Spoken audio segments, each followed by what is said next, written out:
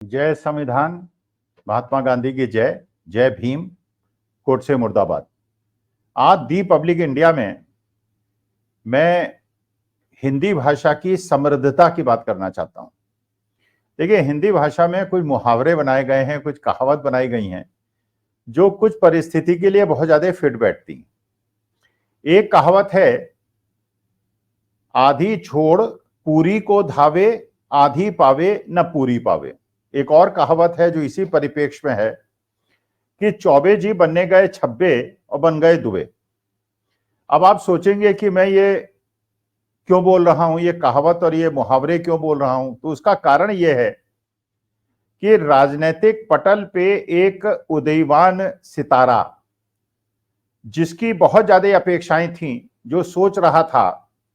कि वो राजनीति में आएगा, एक धमाका कर देगा, और उसने अपनी परिस्थिति इतनी ज्यादा खराब कर ली कि आज ना वो दुबे रह गए और ना वो चौबे बने और ना वो छब्बे बने। अब उस पात्र का नाम है कंगना रनावत। कंगना रनावत जो मंडी क्षेत्र की लोकसभा की सदस्य हैं, और मंडी लोकसभा क्षेत्र के मतदाताओं को मैं पहले ही प्रणाम कर चुका हूं, उनका अभिनंदन कर चुका हूं, और उनकी जो बुद्धिमत्ता है उसे प्रणाम कर चुका हूं कि उन्होंने एक अपने लिए सांसद चुना जो आज न केवल भारतवर्ष में बल्कि पूरे विश्व में प्रसिद्ध है। ये एक अच्छी कलाकार थी। मुंबई के अंदर इनकी पिक्चरें हिट हुआ करती थी। मैं भी इनका प्रशंसक था, और जिस प्रकार की फिल्मों में ये अदाकारी करती थी बहुत अच्छी लगती थी। लेकिन जब कुछ दिन पहले, जब उद्धव ठाकरे, करीब 3 साल पहले उद्धव ठाकरे महाराष्ट्र के मुख्यमंत्री हुए और उन्होंने कुछ उद्धव ठाकरे के खिलाफ और महाविकास अघाड़ी की जो सरकार थी उसके खिलाफ कुछ अपनी आदत के अनुसार बोलना शुरू किया, तो उद्धव ठाकरे की सरकार ने, वहां की जो म्युनिसिपल कॉरपोरेशन है, उन्होंने कंगना रनौत का जो मकान था और उसके अंदर जो छज्जे बने हुए थे, जो निगम के अनुसार अवैध थे, उसको तोड़ा और बिल्कुल एक पूरा हंगामा हो गया पूरे। और कंगना रनौत ने भी बवाल मचा दिया, हंगामा कर दिया कि देखिए मेरे अवैध को तोड़ा, या वैध था या वैध था। कंगना रनौत के हिसाब से वो वैध था और निगम के हिसाब से वो अवैध था। और इतना ज्यादा हंगामा हुआ जो कि आज के तारीख में पूरे हिंदुस्तान में हर जगह करीब 1.5 लाख मकान बिना नोटिस दिए हुए, बिना कानूनी प्रक्रिया को पूरा किए हुए तोड़ दिए जाते हैं। गरीबों की झुग्गियां तोड़ दी जाती हैं, गरीबों के मकान तोड़ दिए जाते हैं। जहां पे वो 40-40, 50-50 साल से रहे हैं, उन मकानों की रजिस्ट्री उनके पास है, बिजली के बिल वो जमा करा रहे हैं, कॉर्पोरेशन का टैक्स जमा करा रहे हैं, लेकिन उसको 24 घंटे के अंदर तोड़ दिया जाता है। अभी मध्य प्रदेश की एक नई घटना है जहां पे एक कांग्रेस के नेता के न केवल मकान को तोड़ा गया, बल्कि उसके मकान के सामने जो 3 कारें खड़ी थी उनको भी तोड़ दिया गया। अच्छा, नोटिस कितने दिन का नोटिस दिया जाता है, कानूनी क्या स्थिति है, और इस पे कोई सुमोटो कॉग्निजेंस नहीं लेता कोई कोर्ट, कोई अदालत, और उसके बाद गरीबों के मकान तोड़ दिए जाते हैं और अमीरों के अगर छज्जे भी टूट जाएं तो उसमें बवाल मच जाता है। अच्छा चलिए, मकान अगर अवैध था तो जो कारें थी वो कैसे अवैध थी, उनको कैसे तोड़ दिया गया? और उसकी बिल्कुल एक प्रकार से just because he belongs to a different community, और क्योंकि वो दूसरे राजनीतिक दल से उसकी प्रतिबद्धता है, इसलिए उसके मकान ही केवल नहीं तोड़ा गया, उसकी कारें भी तोड़ दी गई। मेरे पड़ोस में लीगल कंस्ट्रक्शन है। मैं 8 साल से दौड़ रहा हूं। जब इलीगल कंस्ट्रक्शन होना शुरू हुआ तब मैंने जाके town country planner Faridabad Shri Rajendra Sharma से संपर्क किया। पहले 1 महीने तो उन्होंने मेरी बात ही नहीं सुनी। उसके बाद उन्होंने एक 7 दिन का नोटिस दिया, फिर उसके 4 दिन के बाद दूसरा 7 दिन का नोटिस दिया। इसमें 1.5 महीने का टाइम निकल गया। उसने पूरा इलीगल कंस्ट्रक्शन कंप्लीट करा लिया और उसके बाद जाके उसने कोर्ट से स्टे ले लिया, रेस्ट्रेंट ऑर्डर, और माननीय न्यायाधीश 7-8 साल से उस केस को सुन रहे हैं। और केस लटक रहा है और मेरी सारी धूप और हवा रोक दी गई है। लेकिन क्योंकि वो पैसे वाला है, क्योंकि वो दबंग आदमी है, क्योंकि वो गुंडा आदमी है, कोई कार्रवाई नहीं हो रही है। और यहां अगर राजनीतिक विपरीत विचारधारा के लोग हों तो उनका मकान ही नहीं, उनके कारों को भी तोड़ा जाता। खैर, ये तो कंगना रनौत के जो मुंबई के मकान के मामले में हुआ उसके संदर्भ में मैंने आपसे बताया।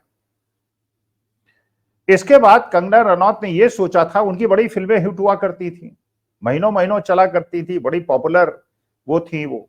फिर उन्होंने सोचा कि ये स्मृति ईरानी भी एक कलाकार थी और कंगना रनौत भी एक कलाकार है।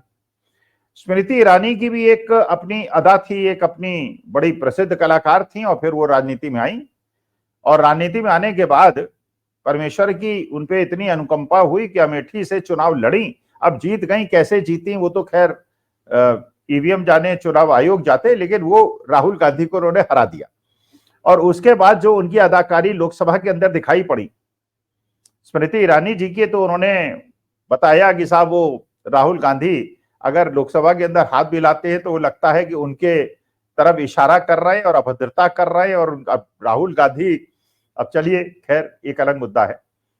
उसके बाद उनकी एक गोवा के एक रेस्टोरेंट का मामला आया, जहां पता चला कि साहब वो इलीगल था, लैंड भी इलीगल थी, लाइसेंस भी इलीगल था, लेकिन चला। फिर वो सरकारी प्रभाव में सारा मामला रफा दफा हो गया। अब कंगना रनौत ने जब स्मृति ईरानी को देखा तो उन्होंने कहा कि अगर स्मृति ईरानी को इतनी ज्यादा प्रसिद्धि मिल सकती है कि वो मंत्री हो सकती हैं और चुनाव जीत सकती हैं,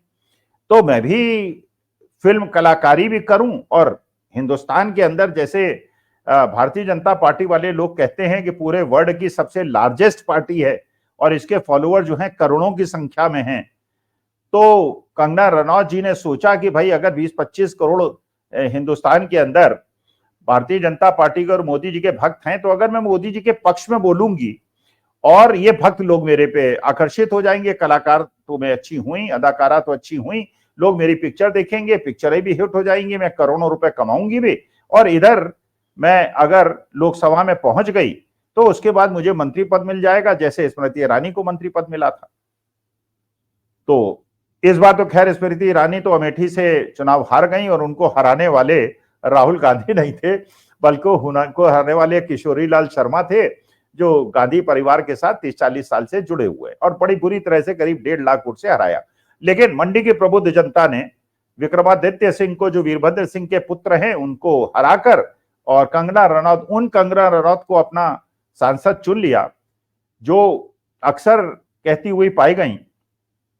कि देश को आजादी 2014 में मिली है। अब आप सिर पीटें या बाल नोचें वो आपकी इच्छा है, लेकिन कंगना रनौत जैसी बुद्धिमान एक अदाकारा का ये कहना कि 2014 को देश को आजादी मिली थी, तो 2014 को अगर देश की आजादी मिली थी तो हम लोग 15 अगस्त को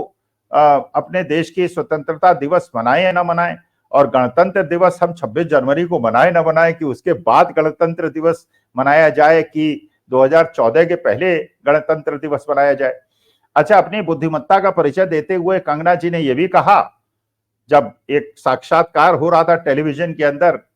लाइव कन्वर्सेशन हो रहा था, और नविका कुमार जो बड़ी फेमस एंकर हैं और जो अपनी मोदी भक्ति के लिए और गोदी मीडिया की एक प्रमुख कॉरेस्पॉन्डेंट हैं और जर्नलिस्ट हैं और एंकर हैं, उन्होंने जब कंगना रनौत से कुछ पूछा तो कंगना रनौत की प्रबुद्धता ने तेज भरा और उन्होंने कहा कि देश का पहला प्रधानमंत्री सुभाष चंद्र बोस थे, और हमारे देश के 6ठी क्लास के बच्चों को भी पता है कि देश के पहले प्रधानमंत्री पंडित जवाहरलाल नेहरू थे, और सुभाष चंद्र बोस जो देश की आजादी के लिए उन्होंने युद्ध किया, भारत हिंद सेना उन्होंने फौज बनाई थी और उसमें उन्होंने देश के लिए अपनी कुर्बानी दे दी, और बड़े अधिकारी थे, आईएफएस अधिकारी थे, उस जमाने के सिविल सर्विस थे, आईसीएस थे, जिस जमाने में बहुत कम लोग ऐसे हुआ करते थे जो उस में, लेकिन उन्होंने देश के लिए अपने को समर्पित कर दिया। लेकिन कंगना रनौत जी मंडी की सांसद और फिल्म अदाकारा, उन्होंने कहा नहीं, सुभाष चंद्र बोस देश के, और जब टोकने की नविका कुमार ने कोशिश की तो उन्होंने डांटा नहीं, चुप हो जाओ, सुभाष चंद्र बोस पहले देश के प्रधानमंत्री थे। तो अब कंगना रनौत जी को ये शायद अपेक्षा थी और ये आशा थी कि जिस प्रकार स्मृति ईरानी जी की वाक्पटुता से प्रभावित होकर माननीय मोदी जी ने स्मृति ईरानी जी को मंत्री बनाया है, उसी प्रकार से वो कंगना रनौत को मंत्री बना देंगे। अब कंगना रनौत तो इधर तो मंत्री पद उनको नहीं मिला, अच्छा अब लोकसभा में उनको जाना भी पड़ता है, लोकसभा में अटेंडेंस नहीं दिखाएंगे तो ये होगा कि मंडी के जनता की जो समस्याएं हैं उसको कंगना रनौत नहीं उठा रही हैं। अच्छा, इधर क्या हो रहा है कि जो भारतीय जनता पार्टी के एक दिखाया गया था कि करोड़ों भक्त हैं और लाखों भक्त हैं और फलाना है ढिकाना है, वो जितनी भी उनकी पिक्चरें आ रही हैं कंगना रनौत जी की, वो सारी की सारी फ्लॉप हो रही हैं। पहले जब वो राजनीति में नहीं आई थी तब तो उनकी पिक्चरें हिट हुआ करती थी, और अब जब से वो राजनीति में आई हैं और जब से वो मेंबर पार्लियामेंट बनी हैं और उनको लोकसभा भी जाना वो हो गया है, बंबई जाके वो एक्टिंग में भी पूरा ध्यान नहीं लगा पाती, ना वो लोकसभा में ध्यान लगा पाती हैं, ना वो अपनी फिल्म इंडस्ट्री में ध्यान लगा पाती हैं। और उनकी जो सारी संपत्ति अपत्ति करके उन्होंने एक इमरजेंसी पिक्चर बनाई थी। इमरजेंसी पिक्चर जब उन्होंने बनाई थी तो उन्होंने कहा इस पिक्चर को देखकर माननीय मोदी जी उनसे खुश हो जाएंगे और उनको फिर मंत्री पद मिलेगा, और दूसरा उन्होंने ये भी सोचा था कि फिल्म हिट हो जाएगी और करोड़ों रुपए वो कमाएंगी। अब वो जो इमरजेंसी पिक्चर है वही फ्लॉप हो गई। इसके पहले भी तेजस है कि उन्होंने पिक्चर बनाई थी, एक और पिक्चर बनाई थी जिसमें वो रानी लक्ष्मीबाई बनी थी और लकड़ी के घोड़े पे बड़े उसके मीम्स बने थे और सोशल मीडिया में घूमे थे, जिसमें लकड़ी के घोड़े पे वो हिल रही हैं और ऐसा लोगों ने कहा कि साहब देखिए रानी लक्ष्मीबाई तो ऐसी नहीं थी, वो तो सही घोड़े के ऊपर चढ़ा करती थी, तो लकड़ी के घोड़े पे चढ़ के अपनी। अच्छा, फिर उन्होंने राहुल गांधी पे भी अलग प्रकार के आरोप लगाने शुरू कर दिए कि वो ड्रग लेते हैं और उनके एंटी नेशनल हैं, जबकि कंगना रनौत जी जो माननीय मंडी की सांसद हैं उन्होंने खुद ही स्वीकार किया था वो ड्रग लेती थी और इंटरनेशनल गैंगस्टर से उनके संबंध थे और ऐसे लोगों के साथ उनके संबंध थे जिससे बाहर निकलना उनके लिए असंभव था, लेकिन परमेश्वर की कृपा से बाहर निकले। खुद ही उन्होंने अपनी स्वीकारोक्ति की थी और कई जगह इसको स्वीकार किया था। अब राहुल गांधी को लपेटते लपेटते आज के तारीख में सबसे ज्यादा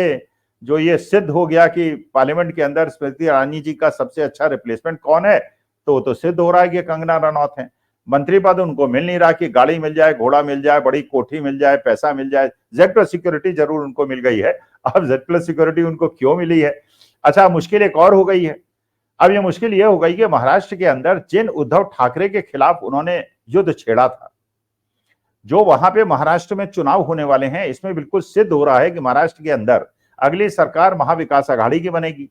और महाविकास आघाड़ी की ही नहीं बनेगी बल्कि उद्धव ठाकरे मुख्यमंत्री बनेंगे। अब जिस उद्धव ठाकरे के खिलाफ उन्होंने बहुत कुछ बोला था, एक और थी नवनीत राणा थी, उन्होंने भी उद्धव ठाकरे के खिलाफ बहुत कुछ बोला था। अच्छी खासी सांसद थी, इंडिपेंडेंट जीती थी एनसीपी और कांग्रेस के समर्थन से, लेकिन बाद में वो भारतीय जनता पार्टी में चली गई। उन्होंने भी सोचा था उनको कुछ मिलेगा, कुछ नहीं मिला, और उसके बाद ये लोकसभा में तो उनकी इतनी बुरी हालत हुई कि इतनी बुरी हाल हुई कि पूछो ना करो, और राजनीति के धरातल से गायब हो गई। अब अगर उद्धव ठाकरे महाराष्ट्र के मुख्यमंत्री बनते हैं और महाविकास आघाड़ी की सरकार बनती है तो कंगना रनौत जी का जो पूरा एस्टेब्लिशमेंट मुंबई के अंदर है उसका क्या होगा? तो एक तो उनका एस्टेब्लिशमेंट खतरे में आ गया, दूसरा उनकी जो है इनकम खतरे में आ गई, तीसरा यह है कि फ्लॉप फिल्मों की वजह से जो उनकी पॉपुलैरिटी फिल्मों में थी वो खत्म हो गई, और इधर वो मंत्री पद उनको नहीं मिला। तो अपने इतने ज्यादा ज्ञान का प्रदर्शन करने के बावजूद कि सुभाष चंद्र बोस देश के पहले प्रधानमंत्री थे और 15 अगस्त 1947 को नहीं बल्कि 2014 को देश को स्वतंत्रता मिली, अच्छा मोदी जी उनसे क्यों खुश नहीं हो रहे हैं? अब कंगना जी सोच रही होंगी कि मोदी जी मुझ पर खुश नहीं हो रहे हैं। अरे मोदी जी बेचारे खुद ही परेशानी में पड़े हुए हैं, कंगना जी आप उनसे क्या अपेक्षा कर रही हैं? अब मोदी जी वैसे ही 75 साल के अगले साल हो जाएंगे, आरएसएस उन पे दबाव बना रहा है, और यहां पे स्थिति यह है कि हरियाणा और जम्मू एंड कश्मीर के इलेक्शन डिक्लेयर हो गए हैं और मोदी जी अपने आप फ्रंट फुट पे खेलने के बजाय वो यूक्रेन और पोलैंड और पता नहीं कहां घूम रहे हैं, क्योंकि उन्हें पता है कि हरियाणा में और जम्मू एंड कश्मीर में बहुत बुरी हार होने वाली है, और अगर उन्होंने बहुत ज्यादा कन्विंसिंग की, प्रचार किया, तो उसका सारा का सारा दारोमदार उनके सिर पे आ जाएगा और सब परेशानी उनको हो जाएगी। तो वो तो बाहर निकल लिए, उन्होंने कहा ठीक तुम देखो यार, खट्टर साहब तुम देखो और सैनी साहब तुम देखो, और महाराष्ट्र के अंदर उन्होंने कहा कि भैया तुम देखो फडणवीस साहब, मेरे से कोई लेना देना नहीं। अच्छा, अब एक और मीम चल रहा है आजकल, एक और मजाक चल रही है। मजाक ये चल रही है कि ये जो मोदी जी को जेलेंस्की से मिलने के लिए यूक्रेन भेजा है, ये पुतिन की चाल है। भाई पुतिन ने एक प्रकार से, ये पुतिन को जी को भी पता है, जहां जाते हैं मान्यवर जहां भी जाते हैं और जिससे भी गले मिलते हैं वो सत्ता से उतर जाता है, चाहे वो डोनाल्ड ट्रंप हो, चाहे वो ऋषि सुनक हो, मतलब जिस भी देश में जिस भी प्रधान व्यक्ति से वो गले मिलते हैं, तो आजकल तो उनसे गले मिलना भी लोग जो है पसंद बहुत ज्यादा नहीं करते। और वहां जाके यूक्रेन में जाके वो ज़ेलेंस्की से गले मिल लिए, तो पुतिन का रास्ता साफ हो जाएगा। अगर ज़ेलेंस्की गले मिलने की वजह से सत्याच्युत हो गए तो उसकी वजह से रूस को फायदा हो जाएगा। तो पहले रूस को मिलने जाते हैं, अमेरिका और नाटो लॉबी को नाराज करते हैं, फिर उसके बाद यूक्रेन जाते हैं, रूस को नाराज करते हैं, फिर उसके बाद बांग्लादेश से शेख हसीना को अपने देश में बुला लेते हैं। बांग्लादेश के अंदर इस बात का विद्रोह होता है कि भारत जो हमारे जो एक क्रिमिनल है जिसने हमारे देश में हत्या की मुजरिम है, उसको आपने देश में पनाह दे रखी है। पहले से ही एक माहौल है बांग्लादेश के अंदर कि हिंदुस्तान जो है वो प्रोटेक्ट करते हैं शेख हसीना को, और शेख हसीना आज की तारीख में बांग्लादेश के अंदर बहुत ज्यादा अनपॉपुलर लीडर हैं। तो मोदी जी बेचारे खुद ही इतनी सारी परेशानियों में घिरे हुए हैं,